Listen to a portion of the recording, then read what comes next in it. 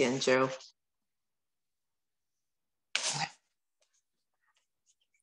This morning's Dharma talk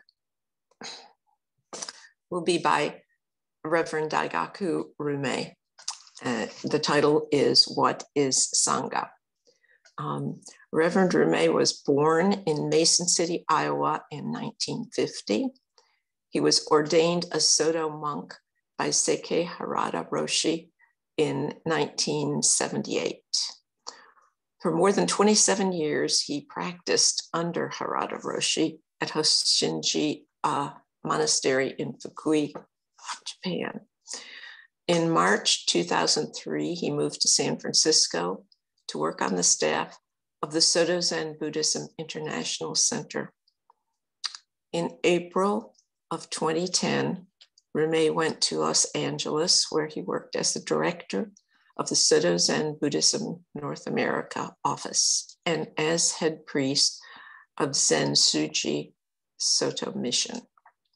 Retiring from his position in Los Angeles in April of 2015, he moved to St. Louis, Missouri, where he's now teacher at Confluence Zen Center.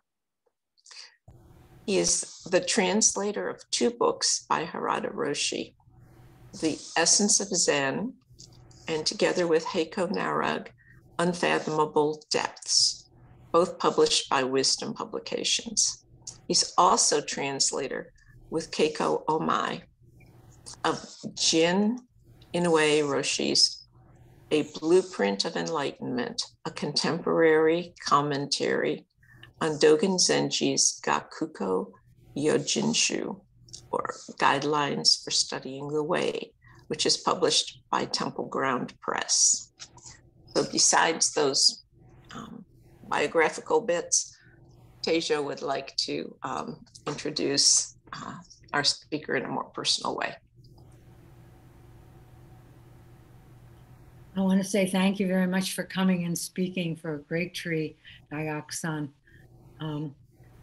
In addition to all those wonderful things that you heard about what Daigaku-san has done, he was the translator at Hoshinji, and since he spent most of his years in Japan, he was a wonderful translator. Plus, for me, it was a bonus because he spoke Midwestern English. We've kind of followed the same path. He lived in the Midwest. He lived at the home of where my grandmother was raised in Iowa. But we never met until 1986 when I went to Hoshinji. But his translation was very helpful for me. And I also feel that the fact that he has translated so much for Harada Sekkei Roshi, the teachings have gone through his head many times, and so he has a lot to offer. So thank you very much for coming. Thank you, Tejo-san. Thank you, Anne. Thank you for the introductions. Good morning, Great Tree. And wider Sangha, I see people from St. Louis. I'm right in St. Louis now. And people in Colorado, Minneapolis, and who knows where else. But thank you for coming out this morning. And I'm going to talk about the question, what is Sangha? Can everybody hear me and see me okay? Yes, thank you. What is Sangha is a question which Tejo has posed. And as I understand it, a Great Tree is going to be considering this coming year. And I think the obvious answer to begin with is that it is one of the three treasures. And the three treasures is a teaching that is honored both in the Mahayana tradition and the Theravada tradition. I'm pretty sure all of you are familiar with it. Buddha, Dharma, and Sangha. Of course, Buddha refers to Shakyamuni Buddha, the founder of Buddhism. there would be no Buddhism without the great enlightenment and teaching of Shakyamuni Buddha. Secondly, the Dharma, his teaching, which has been passed down through the centuries, through the generations. And so I also think of the ancestors, those people who have been responsible for passing on the Dharma intact from generation to generation to the present day. And finally, the Sangha being the people who aspire to practice the Dharma, to realize the Dharma, to protect the Dharma, and to pass on the Dharma. I've heard it said that by some people that they think of those three elements, that the Sangha is the most important. But for me, I have to say that I see these three aspects of one thing. Like a tripod that wouldn't be able to stand up if it only had two legs. And so I think of these three things as being of equal importance in the one greater thing that we think of as the Dharma. I see that the original Sanskrit, which that word Sangha is, meant collective or assembly. And in the monastery which Tejo just mentioned, Hoshinji, where I lived for many years, the monks, all of the monks were known as the Great Assembly, Daishu. That was simply the word that we spoke about everybody, the Great Assembly. And I think that would refer to any group of people, regardless of how big it is. Although I've seen online, I did a little bit of research, that 5 people, a minimum of 5 people, is considered to be a Sangha. But in any case, regardless of how big that group is, that is the Great Assembly. So what I'd like to do at the beginning here is to refer to 3 aspects of the Sangha that I particularly remember from my time in Japan. These are expressions that probably came from China. I think you all know how important China was in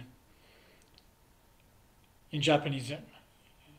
And the first expression in Japanese would be wagoso, the Harmonious Sangha.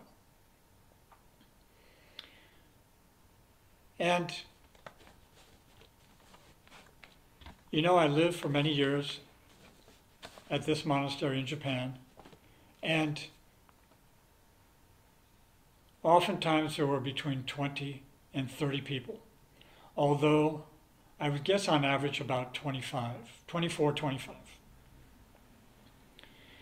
And to say the Harmonious Sangha, in my mind, doesn't necessarily mean that there were never any problems. There were problems.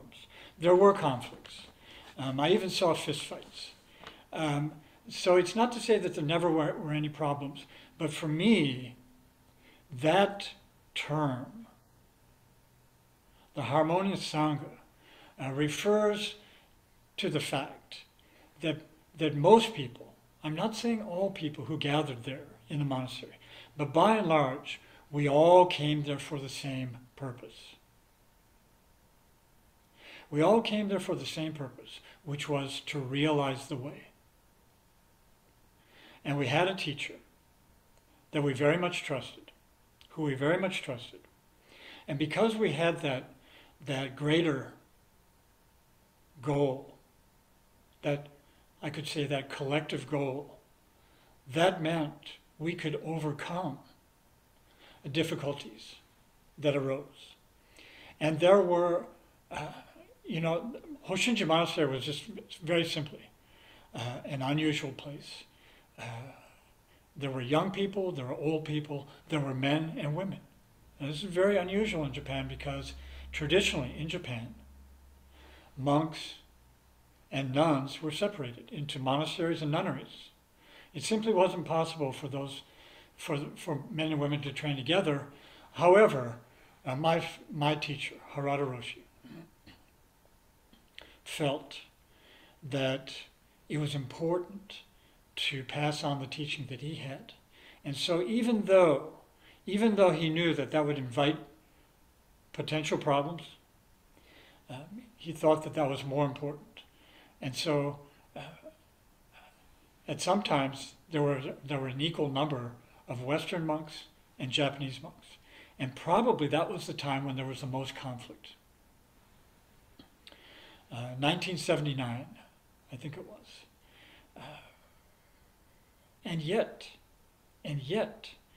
because of that greater goal, there was this harmonious, this harmony, a way of bridging all kinds of difficulties that came up. Now, as was just mentioned, one of my passions is translation. And one of the texts that I'm translating at the moment is also by Inoue Gien Roshi. It's his commentary on the Denko Roku. The Denko Roku, as you may know, is a text left behind by Keizan Zenji, along with Dogen Zenji, considered to be one of the founders of the Soto sect in Japan.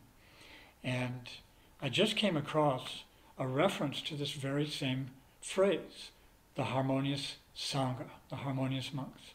And the way it is, and I think this is really interesting, I just throw it out to you, he's saying that when we look at the three treasures, Buddha, Dharma, Sangha, Buddha represents oneness or equality. The Dharma represents discrimination or difference. And it's the Sangha that brings those two elements of equality or sameness, oneness, and difference together.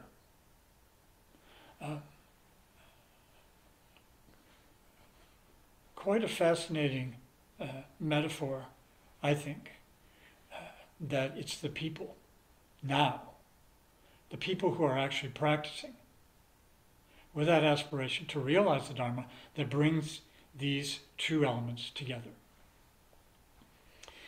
The second phrase that comes back from my memory is, again, I'm sure it's Chinese, surely it's Chinese, but the Japanese pronunciation is sorin, sorin, another word for a monastery. And again, this is comprised of two characters, Chinese characters. So represents a thicket or a bunch of bushes. And rin is a forest. So this word sorin, a metaphor for the monastery, represents a forest where there are many kinds of trees growing. I think back of Kyoto. If you go north of Kyoto on a train, you can see mountainsides that are planted with cryptomeria.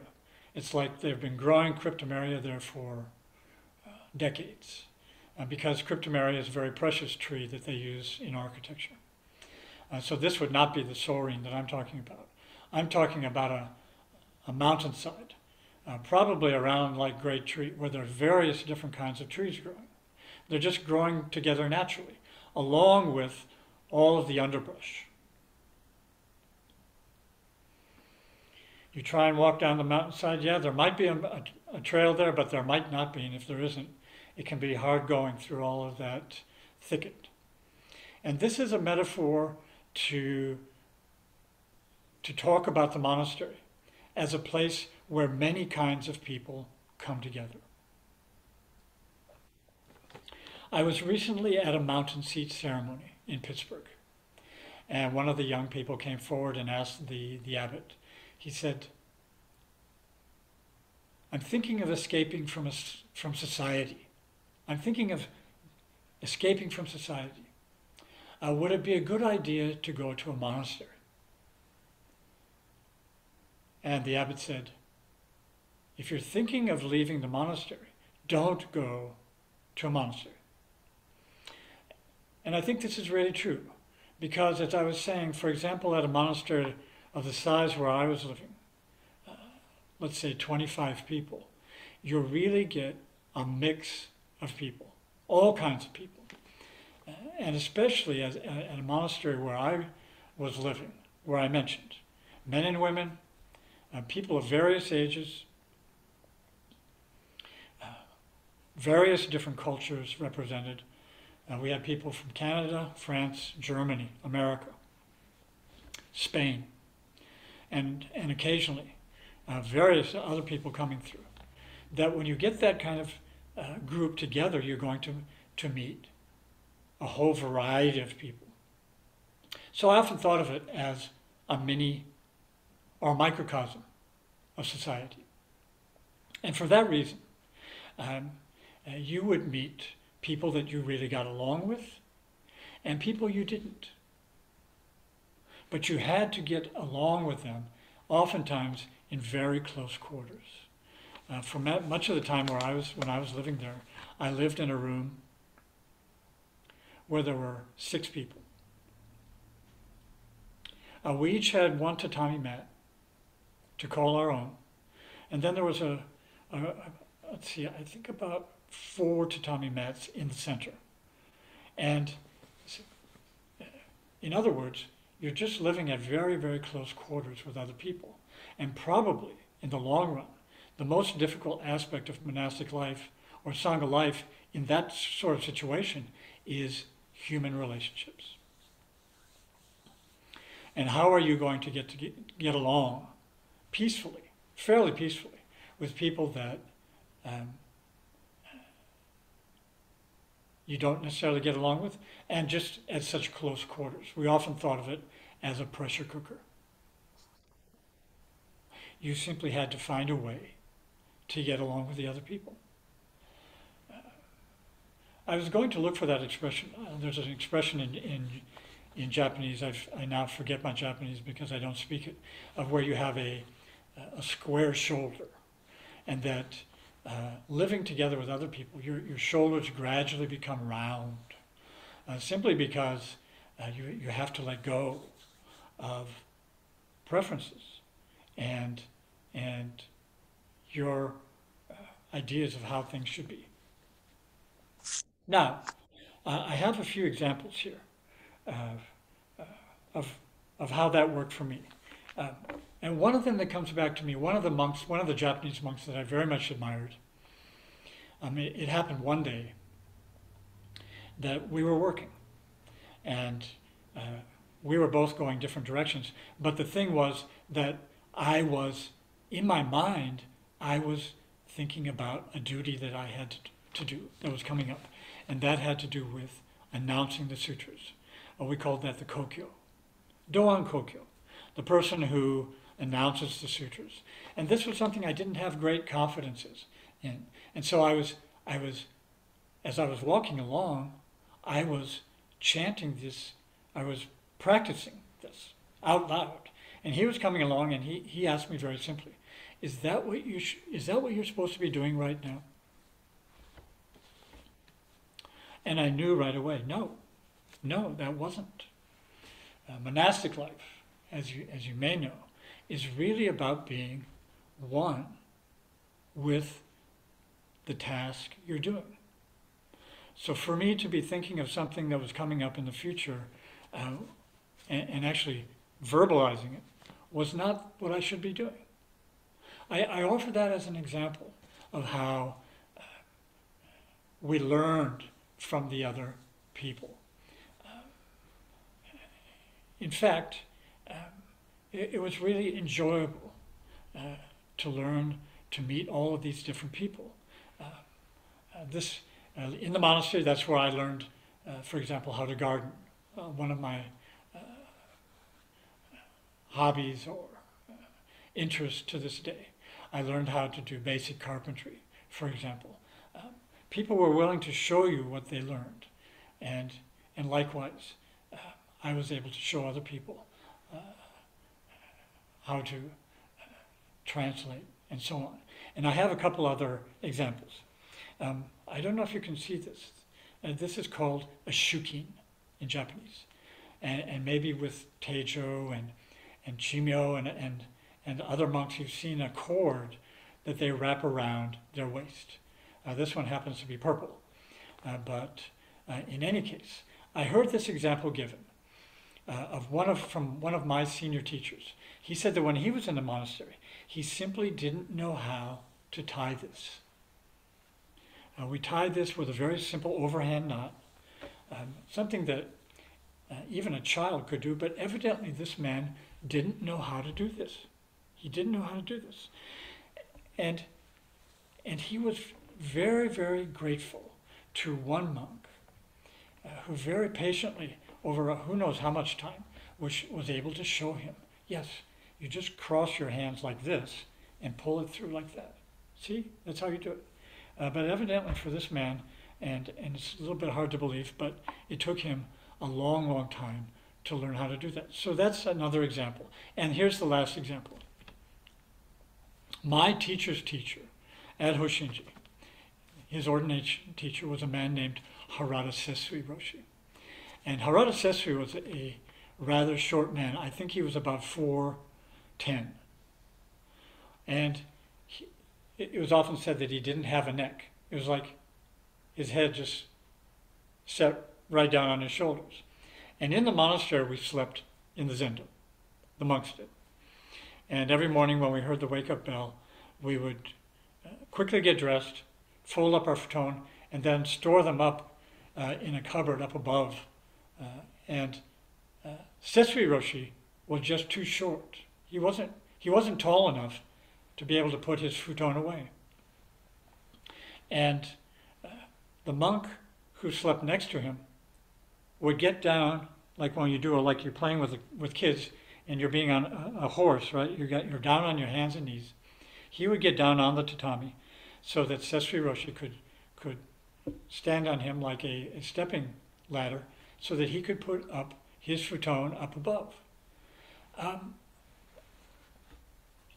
Another very simple example, but evidently for Sesui Roshi, this was something that he never forgot. This kindness of one of his brother monks. Now, the last phrase I want to share with you, and by the way, I don't want to talk too long. I want to talk only about 35, 40 minutes. I'd like to leave time for questions.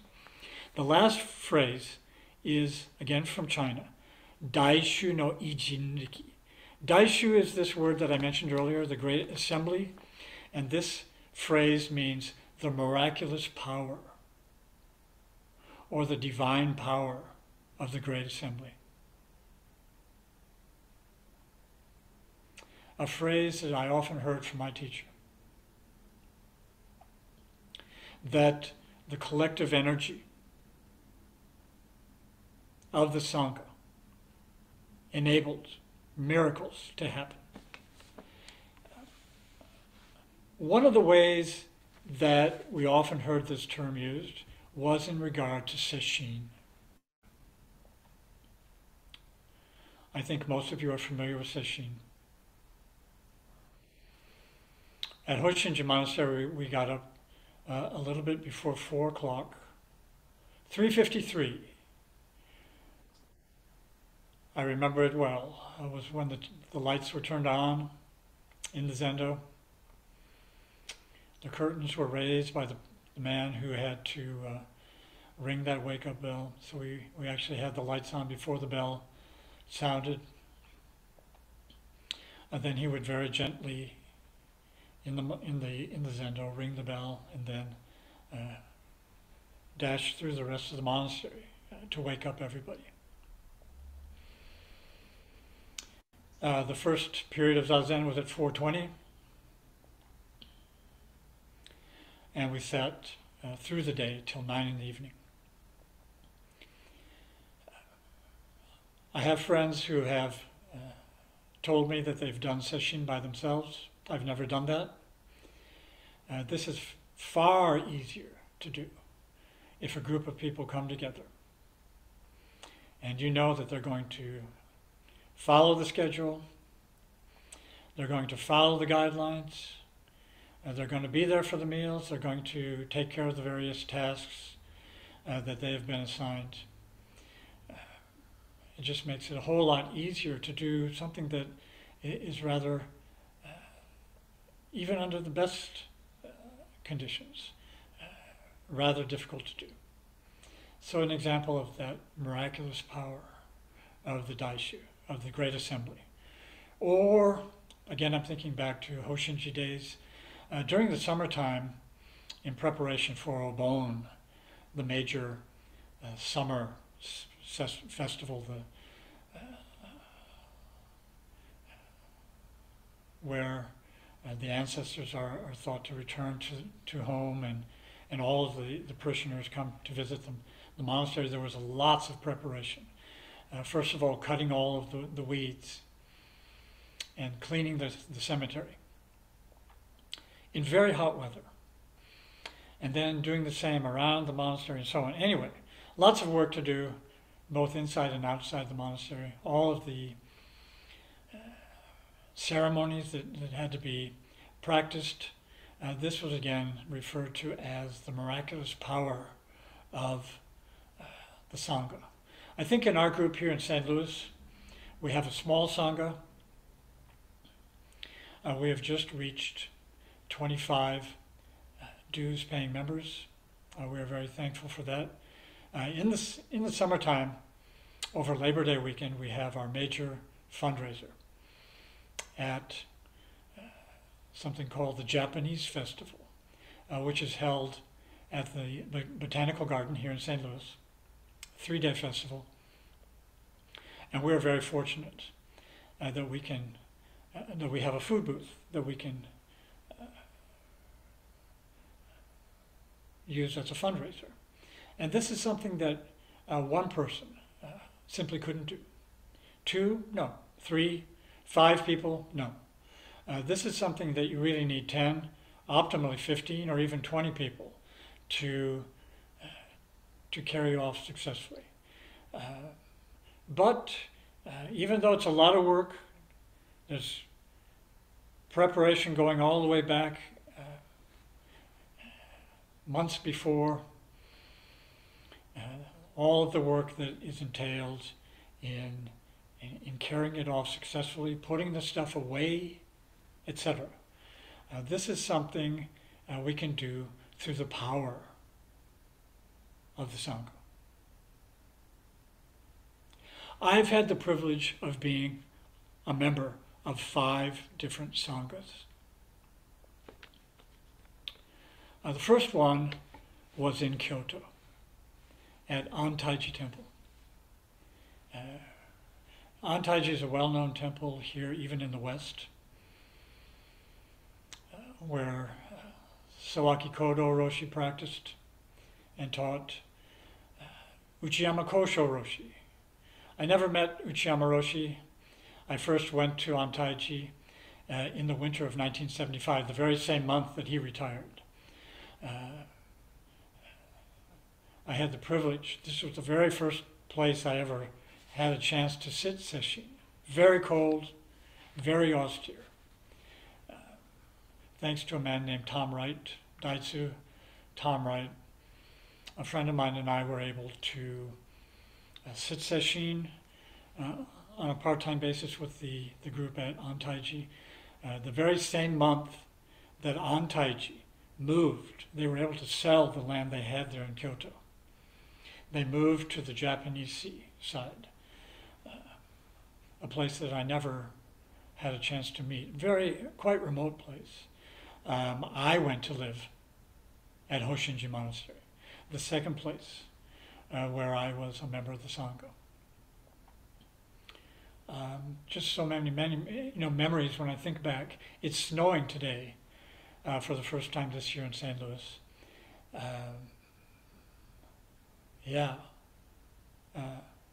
The first memory, just thinking how cold it was.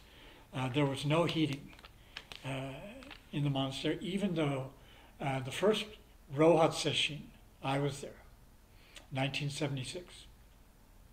It was snowing. There was no heat. in the rooms. And I got a bad cold. Wow. And so on. I won't go into the details. But anyway, I lived there for many years. This is my main Sangha experience. Then I lived for 7 years at the San Francisco Zen Center. After I left Hoshinji, I got a job with the Soto organization, the parent organization in Tokyo. And they had, at that time, they had an office in San Francisco called the International Center. And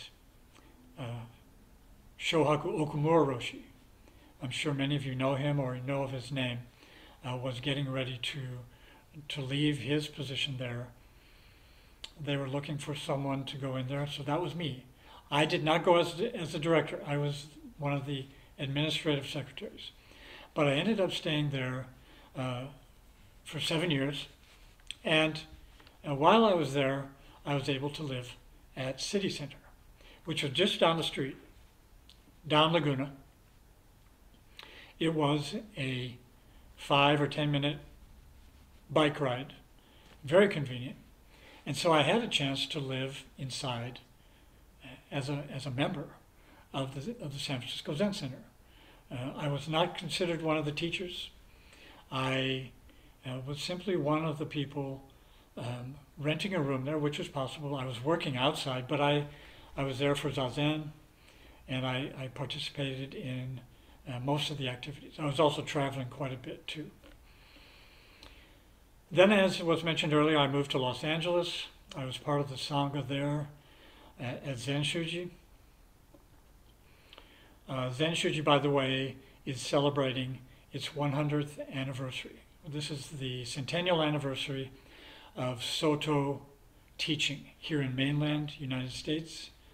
They will have a big precept ceremony, a Jukai ceremony in November.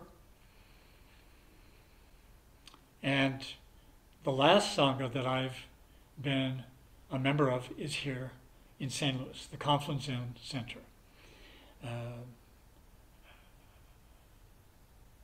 Of course, all of them are different, and all of them are the same in the sense that, as I mentioned earlier, I believe the Sangha are those people who gather together, the assembly, to hear the teaching, as I say, to think about the teaching and to practice the teaching. We support each other. We do that without expectations. And that's a learning experience. It's a growing experience. It's an impermanent situation. It's constantly changing. And sometimes it's easy and sometimes it's not. But because we have that larger goal, that gives us the power, I believe, to overcome those difficulties and to maintain that aspiration to realize the Dharma and then to pass it on to future generations. I think that's about what I want to say. I have a few notes here, but I think I would rather open it up to comments and questions.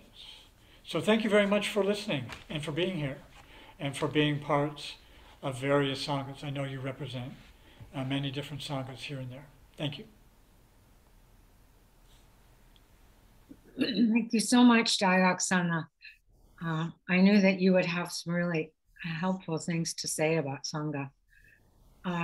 If you have anything you want to comment or a question you want to ask, if you know how to put your hand up in the reactions, maybe the best way is if we just call on people. Do you want to do that, Daigaku, or you want me to call on? That's fine, or just raise your hand. I don't care. No, you can just raise your hand. I can see. I think I can see everybody is on one laptop page here. I see many people I know here and there. Edo, do you have a question, or are you just making gush? I have something I want to share. Please. Many people who have families sometimes feel conflicts about, times. What is an appropriate balance between time spent with your Buddhist Sangha and time spent with your family? And I had that conflict for some time. I was working full time as a physical therapist, and I had 2 children, and I was divorced, and so I would sometimes feel guilty about the time that I could not contribute to the local Sangha where I was practicing. Anyway, Okamura Roshi had a great response to this dilemma, which I want to share with you. And he said, well, your Sangha includes the people who need you the most. And right now that's your family and your patients. And even though I knew that, it freed me up to a lot to embrace my life as practice, not just the practice in the Zendo. And to embrace not only my role in my family, but to more deeply embrace my profession, which was practice. But I was separating these things into little boxes and little categories. And anyway, that was a profound response that was very helpful to me, and I just wanted to share it with you. Yeah, thank you. Here in St. Louis, most of our young members are married. Oftentimes their spouse is not overly interested. They support that person coming here, but they do not come here themselves. And they have children, not to mention occupations, as you say, so they're in the same situation. And I agree with you that their first responsibility is to their family. And in that sense, maybe we can include all sentient beings in the Sangha. Mm-hmm. But it's so important not to divide your life as this and that. I agree.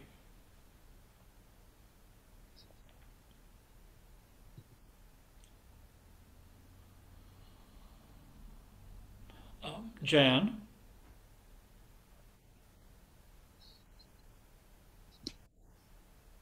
I wanted to thank you for your comment at the end about how there's a sameness to sanghas, but they're constantly changing. And I think there is a danger if a sangha stays the same group of people for a really long time. Your ability to bring someone else in, to hear someone, because you can narrow your perspective if you're always in the same group. So it was refreshing for me to hear it's important that sanghas in fact bring people in and people leave, and that's part of the whole story.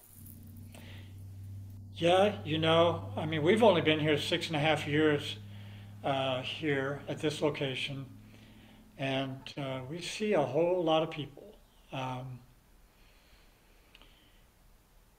People are looking around. They want to. They're looking for something. Maybe they don't know exactly what they're looking for. I don't blame them for that. But they come, especially for beginners night, which we have once a month here. And personally, I prefer in person. And then we don't see them again. Or maybe they come back a few years later. Water under the bridge. Everybody has different things come up in their life, and I rather prefer to think that we're here for them, and not be overly concerned about where is that person, what happened to that person. They know we're here, and maybe we'll see them again, and maybe not.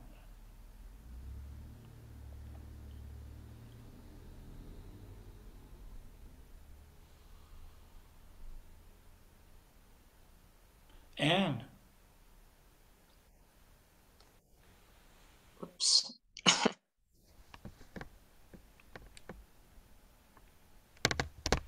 And you were unmuted, but now you're muted. I was on video and then I was off. Okay. Thank you, Taisho. Your descriptions of life in the intense setting of Sangha, living together, makes me real aware that my experience online, because I live in Georgia, I'm nowhere near Great Tree. So even when COVID lets up a little and allows the possibility of being there in person, it's a big deal for me to ever do that. So it feels to me like my experience of Sangha is kind of perhaps Sangha light. You know, I experience the good stuff. I mean, even on Zoom, experiencing the presence of other people while sitting is some sort of tangible support.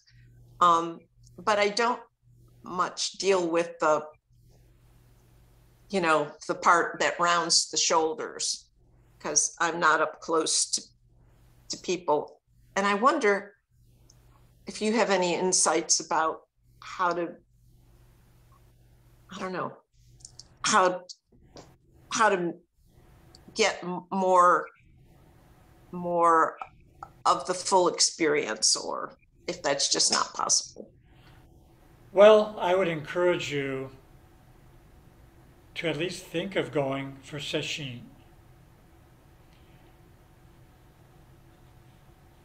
We're now in the pandemic, which has affected all Sanghas so much. But it will come to an end. And Georgia's not that far from North Carolina. I know I've driven through Georgia to Asheville. At the monastery where I lived in Japan, and really that's, I think, of my home Sangha, there were many people. Sometimes we had 60 people there for sesshin, and half of them were lay people or more, and some of them lived in Europe.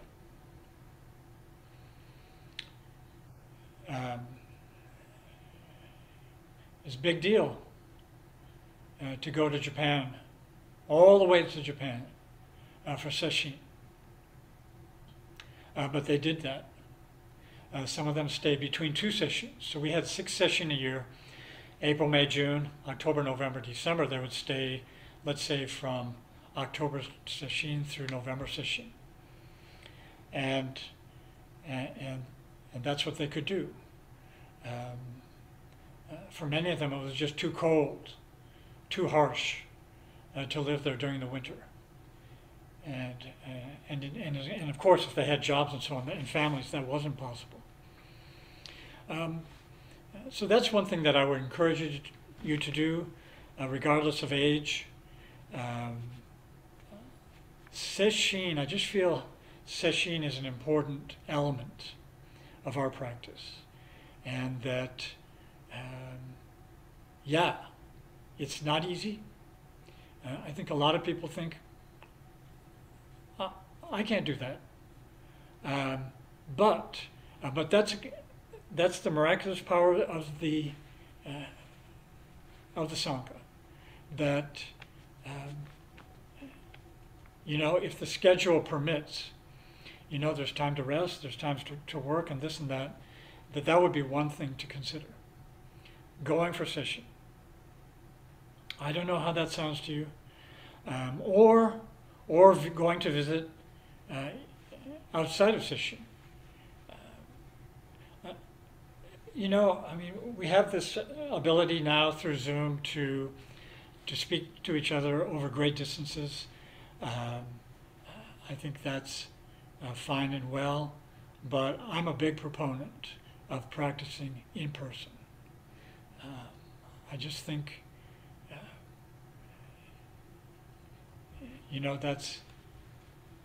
that's the ideal way to do it.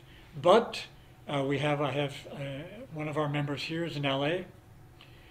He is joining us for study groups, and I think he gets a lot out of it.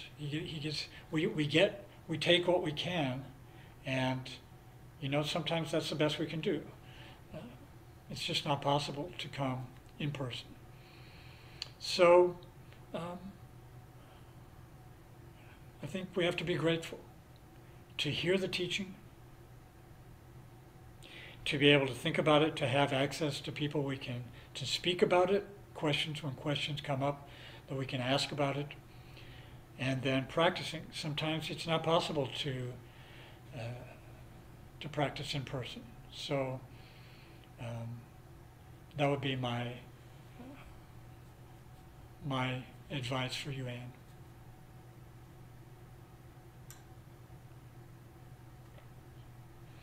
Priscilla. Hello, and thank you for being here with us today, everybody. I would like to say to Anne, if you need a ride, I wouldn't mind coming to Georgia to pick you up. If you ever feel that that's something that would work for you. And as far as conflict goes, the thought came to me that sometimes the most conflict I have is inside myself, and you can always practice kindness towards yourself, and that's a battlefield sometimes. I wanted to reflect on your comments about Sangha and having that purpose that connects people together, and it just made me think of how perhaps that kind of experience or Zen practice or perspective or wisdom that you gather over time can be an example of, like, if we look at some of our world problems, if people had that one pointedness, this is why we're here, even though we argue, even though we fight, even though we're here to work in a direction that can benefit the whole world, that would be a really great sort of expansion of Sangha. Mm-hmm. Mm-hmm. And one other thing that came to my mind, I love that about the rounded shoulders. And I've also heard we're like rocks going down the stream, bumping into each other and polishing ourselves. Yeah. So those are the things that came up for me when you were speaking, and thank you for sharing. Mm-hmm. Thank you. Yeah, I think it was in Uchiyama Roshi's book where he said that they used to wash potatoes. They would put potatoes in a bag and just put them in a stream. And that process of rubbing up against each other would clean the potatoes without you having to get in there and scrub them. So that would be like the rocks being polished by the water. Very much so. And again, I think one of the great advantages of practicing in person. And I agree with you. In terms of thinking of all sentient beings as the Sangha, and looking for that larger purpose, which, wow, I mean, we're just having a lot of trouble these days bridging those divisions in society. Mm-hmm. But it's got to start somewhere, and the Sangha is the place where we can start that, I believe. Thank you. Thank you.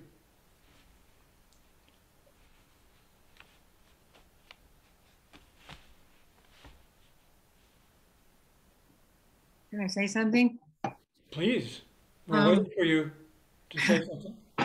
It occurred to me in this last conversation that you just had that conflict is really inevitable in our lives. It's going to come up no matter what we do.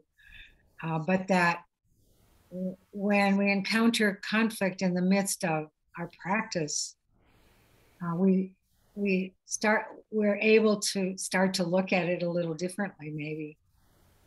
And there's that intentionality there. You know, when I go out to the prison and I speak with some of the inmates, they're working so hard to keep the precepts and to deal with their anger and things, but they're not in an environment that everyone is on the same page.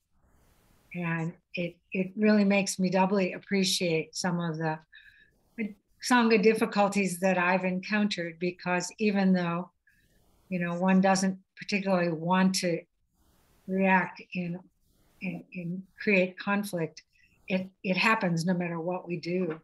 And to have this opportunity of Sangha to work on that with other people having the same kind of intention is a very powerful and useful thing. Absolutely. I was thinking, I did not mention it during my talk, but one of the metaphors that we often heard in the monastery was like people should mix like milk and water. You see this reference. In fact, it was on the rules that were posted in the room where we ate. But as you know, if you put milk into water, very quickly it diffuses and the water becomes white. You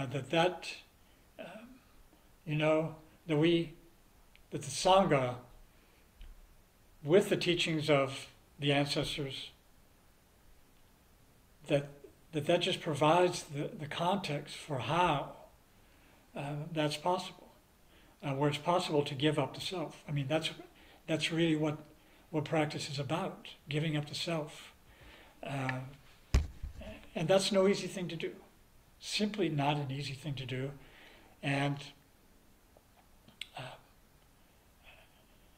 yet, you know, if we're really going to realize the way, that's what's required. So I agree. I think we just have to be grateful to have the container of the Sangha where we can look at conflict. I agree, conflict does arise. That's part of life. Change is part of life. You know, a way for us to work with that and go with it.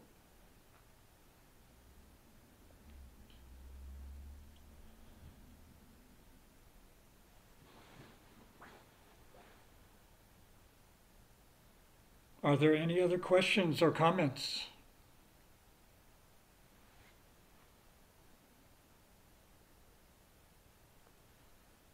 Gensho. Yeah, thank you. Thank you for being with us and sharing yourself with us. And thank you everyone for being here. And just before we wrap up, I'm just gonna repost in the chat some ways to practice dana. So there's a PayPal link and then a physical address for the snail mail. Yeah, that's all. Thank you. Okay, guys.